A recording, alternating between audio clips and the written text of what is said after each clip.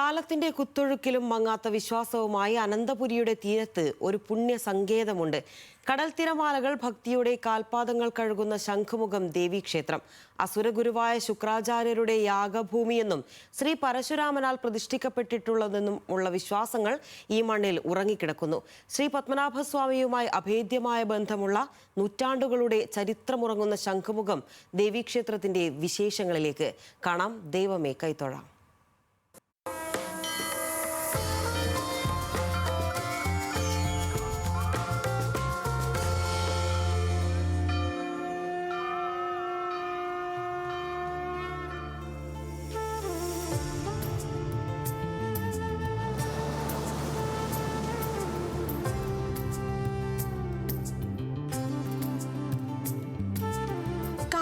അക്ഷരങ്ങൾ കൊത്തിവെച്ച മണൽപ്പരപ്പാണ് ശംഖുമുഖം.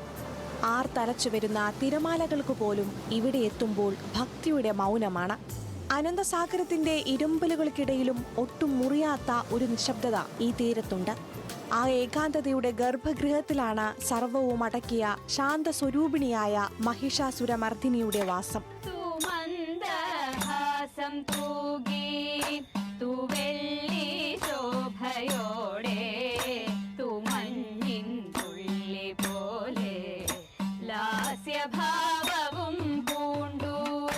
പുരാവൃത്തങ്ങളുടെ താളുകളിൽ ഭാർഗവരാമൻ പ്രതിഷ്ഠിച്ച 108 ദുർഗാലയങ്ങളിൽ ഒന്നാണ് ശംഖുമുഖം ദേവീക്ഷേത്രം.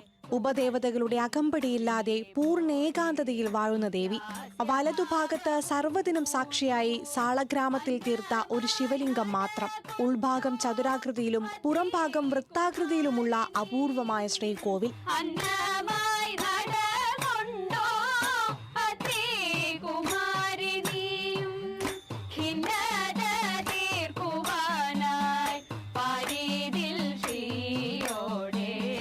അസുരഗുരു ശുക്രാചാര്യരുടെ യാഗഭൂമിയെന്നും ശ്രീ പരശുരാമനാൽ പ്രതിഷ്ഠിക്കപ്പെട്ടതെന്നും വിശ്വസിക്കപ്പെടുന്ന ശംഖുമുഖം ശ്രീ ദേവീക്ഷേത്രം നൂറ്റാണ്ടുകൾക്കു മുൻപേ തിരുവനന്തപുരത്ത് പൗർണമി നാളിൽ ദർശനത്തിന് പേരുകേട്ട ഏക ക്ഷേത്രമാണ്.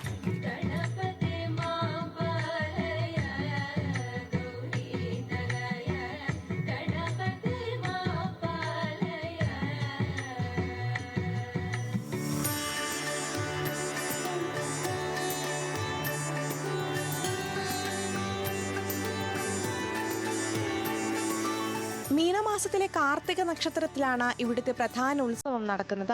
ഭരണി നാളിലെ പള്ളിവേട്ടയും 10ാം ദിവസത്തെ കടപ്പുറത്തെ ആറാട്ടും ഭക്തിസാന്ദ്രമാണ്.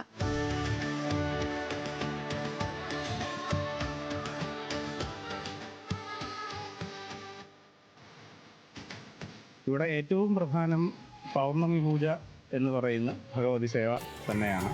പൗർണമി ദിവസം ചന്ദ്രോദയ സമയത്ത് പുറത്തെ പത്മത്തിൽ ഭഗവതിയെ ആവാഹിച്ച് നടത്തുന്ന പൂജയാണ് പൗർണമി പൂജ എന്ന് പറയുന്നത്. ശ്വാസതടസ്സം പോലുള്ള അസുഖങ്ങൾ വരുന്നതിനിവിടെ പാളയും കയറും നടക്കി വയ്ക്കുക എന്ന് പറഞ്ഞൊരു വിശേഷാൽ വഴിപാടുണ്ട്.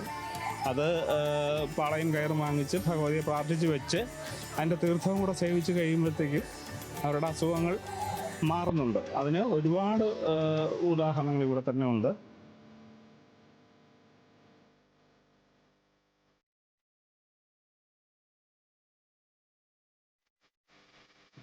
പാപനാശതീർത്ഥം, പത്മതീർത്ഥം, ചക്രതീർത്ഥം എന്നീ 3 പുണ്യകുളങ്ങളാൽ ചുറ്റപ്പെട്ടതാണ് ഈ ദേവീ സന്നിധി. ഇതിൽ ചക്രതീർത്ഥത്തിൽ മുങ്ങിക്കുളിച്ച് ദേവിയെ ദർശിച്ചാൽ പാപമുക്തി ലഭിക്കുമെന്നാണ് വിശ്വാസം.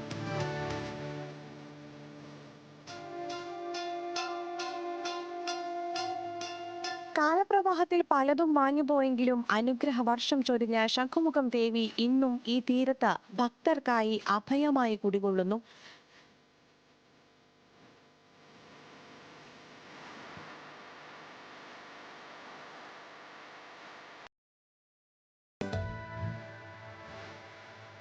ന്യൂസ് മലയാളം, തിരുവനന്തപുരം.